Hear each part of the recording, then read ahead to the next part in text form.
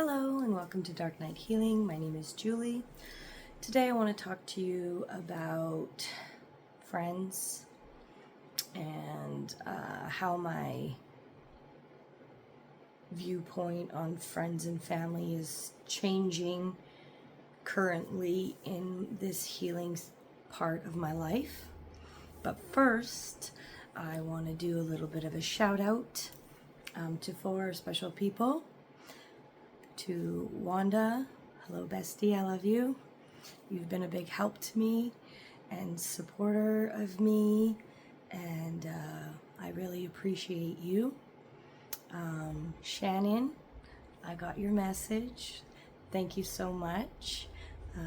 If you want, you can message me and we can meet up for coffee sometime, and we can chat.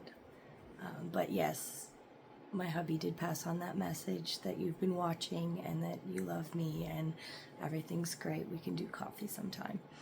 To the other 2, Mark, thank you also for telling me that you watch all my videos and stuff and that it really inspires you. That's very heartwarming, and I'll give you a hug on Saturday. And Travis, if you're still in Rocky Mountain House, I don't know. You might have moved on from there, but I hope you're doing well, and it was good to see you last time, brother. As for friendships, well, when I was a small child, my mom moved us a lot. We changed houses probably every year, sometimes twice a year, and she tried to keep us in the same school. But there were times where we did end up moving away from the school, and I did find it very hard to make friends in the new school. One particularly because it takes a while for kids to, get to know each other. Especially for me, we moved a lot. I was always the quiet kid and shy, so it was hard for me to make friends.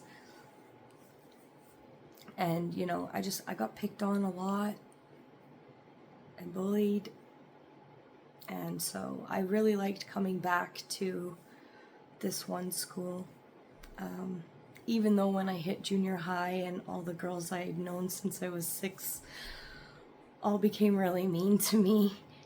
It was still easier knowing these people and knowing their families than it was trying to make new friends, even though they were now being mean to me. But family and community meant a lot back in the 80s and the 90s. It was very instilled into us that these were large parts of who we were. Not so much anymore. Everything's very me, you, individualized, but it wasn't like that back then. The community was literally watching your kids.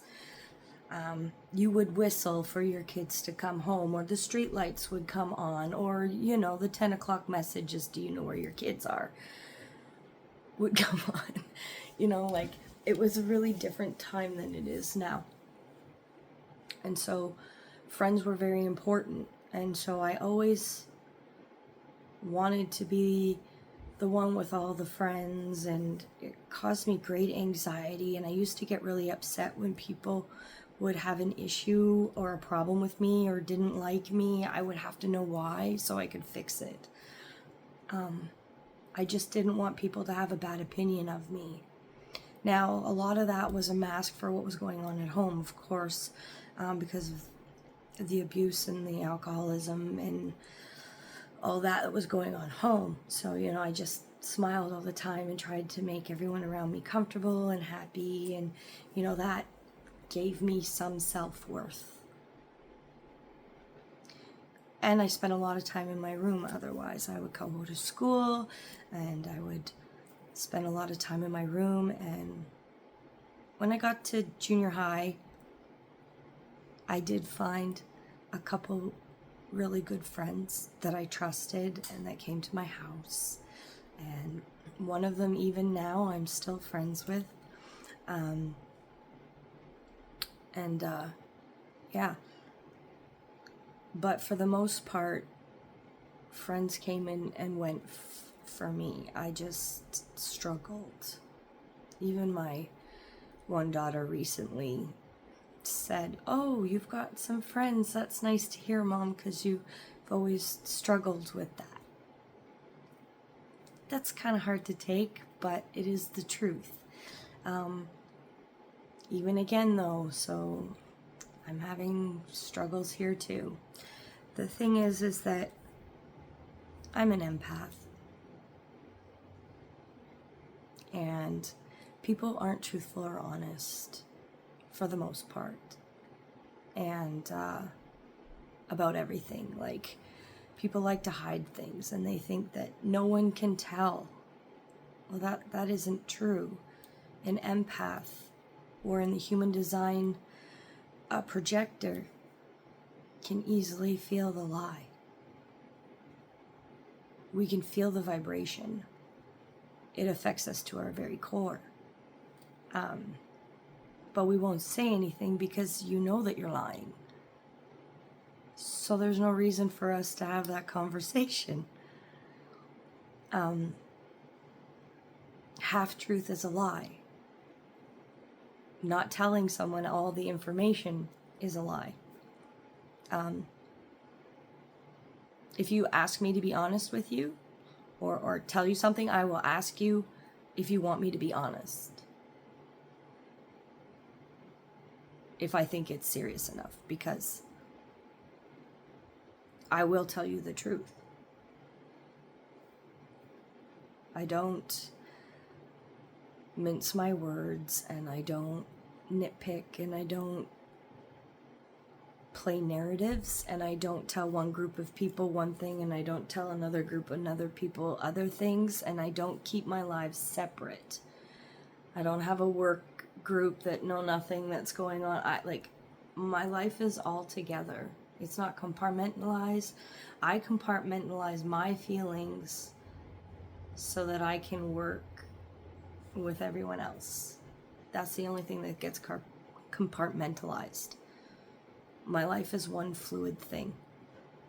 So if yours is compartmentalized and you're trying to be friends with me, but you're keeping this group over here and that group over there, and then you're telling me,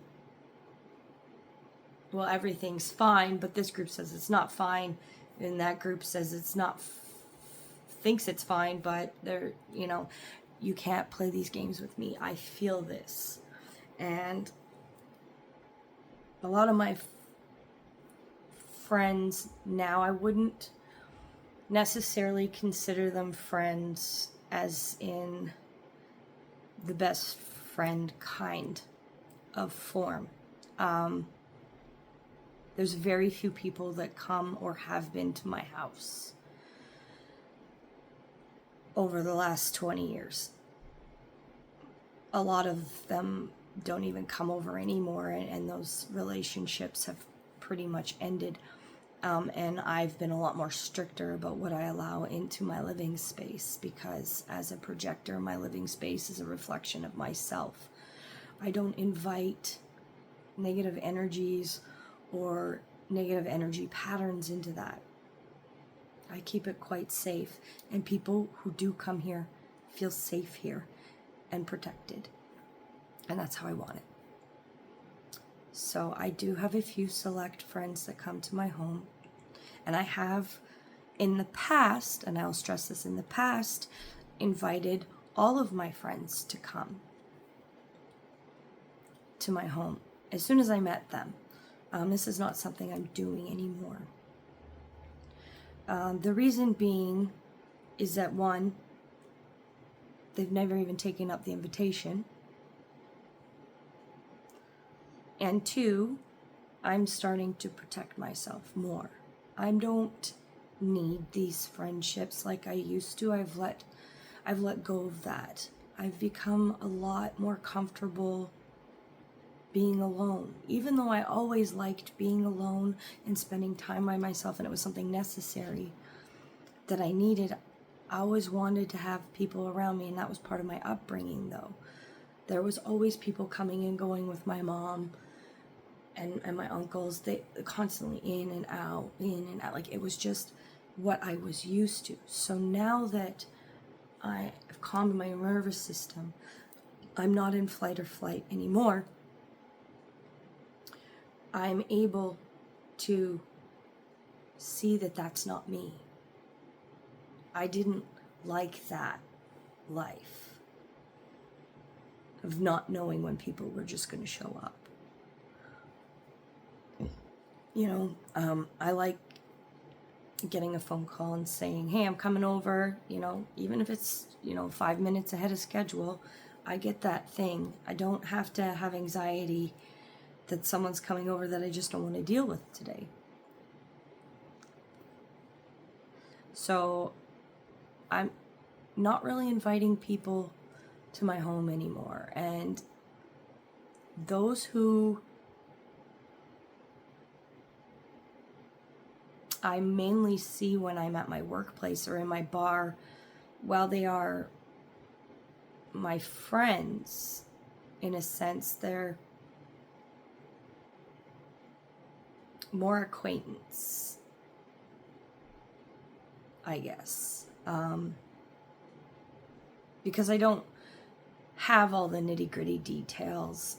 They don't share with me quite like a best friend or a family member does. I don't get that same energy, and I feel that because most of the time I've always put a lot of effort myself in. I'll go to people's houses, I'll move them, I'll, take care of their kids. Like, I put so much effort into the friendship, relationship, whatever it is, that I don't see that it's not being reciprocated, because I just wanted so much for them to like me. Having a very abusive mom who didn't seem to really like you was hard. And so I just really wanted to be liked, but I like myself now. I'm at a place where I know I'm a good person, and I know I do a lot to help other people, but now I need some things for me. I need people to put energy into me, and I don't want it to be out of guilt, and I don't want it to be out of obligation, and I don't want it to be out of competition with somebody else. I want genuine, authentic friendships, family relationships. And that's what I'm going to take moving forward as it. I have a lot of love to give, but I also know that my energy is finite and I need my rest. I'm not a generator, and so I have to stop giving so much of myself to others when I'm not getting anything in return. And I used to think that that was okay. Love will always find a way, right? But the truth is that it gets really, really draining and painful when you put that much energy into people and they don't see you, or they don't reciprocate, or they just want to continue living in those cycles and those patterns that you are now fully out of, and it drains you. So for me, I am so good where I am right now, and I'm learning a lot from enjoying my time by myself and my 2 true friends right now. I'm putting much more energy into one of them for sure. probably feels I've abandoned them. Their words, not mine. But they've been busy with work and running a business and twins, so I didn't get a lot of phone calls there either. But they've always been there for me, and they know the nitty-gritty of my life, and were accepted by most of my family as a good person, so they've always been a really good friend, and they deserve a bit more effort, so I'm gonna give them some. For the rest, I'm taking a step back. This is for my healing, and it's not anything personal to any one person, because over the course of 2 or 3 years now, it's just been a hurricane of friends on, friends off, friends on, friends off, friends on, friends off, with multiple people, and to the point where even my husband would tell me to block these people and stop being friends with them because it was causing me too much anxiety. And it was now causing him problems because he was getting mad. He was finally, after 25 years, seeing what I was dealing with, and he was horrified. And now my husband tells me when I need to stop being friends with people because I'm getting hurt. So I'm starting to listen, and I'm starting to put myself first. So if you're one of those friends that feels like you've been pushed off to the wayside, I'm sorry, I don't intend for that. But I'm putting more effort into me now, and I don't feel bad about it anymore, I guess. No, I don't feel bad about it anymore, because I spent a lot of time putting energy into other people and not worrying about myself or working on myself or dealing with my healing. It was easier to fix somebody else. But you know what? I have a future that I need to redesign for myself. I have to figure out what I'm going to do now that I don't have the cabin or that dream of where I was going to retire, or so I'm building that. I'm making that, and I'm putting my effort into that. And for the first time in my life, I don't feel guilty about putting me first. And I think that's the biggest healing moment for me, because I would have rather died than put myself first before. I would have taken on anyone's illness, but I'm worth it. And I've been worth it. No one recognized that, but I will. Even my husband didn't recognize that for a long time. But I'm worth it. I'm a good person, and I deliver. So I'm going to put that effort into me. I'm going to heal me. And I'm going to make a new plan for my new dreams. And I'm going to go forward. And if you're with me, you'll be with me. And if you're not, I wish you well. And I hope everything goes right for you. That's my message for today.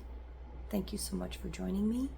You can message me for personal tarot readings, or get intention candles or salves. I make salves as well. You can catch me on YouTube, Facebook, Instagram, and TikTok. You can also email me at darknightheal@gmail.com. Other than that, have a great day. Thanks for being with me.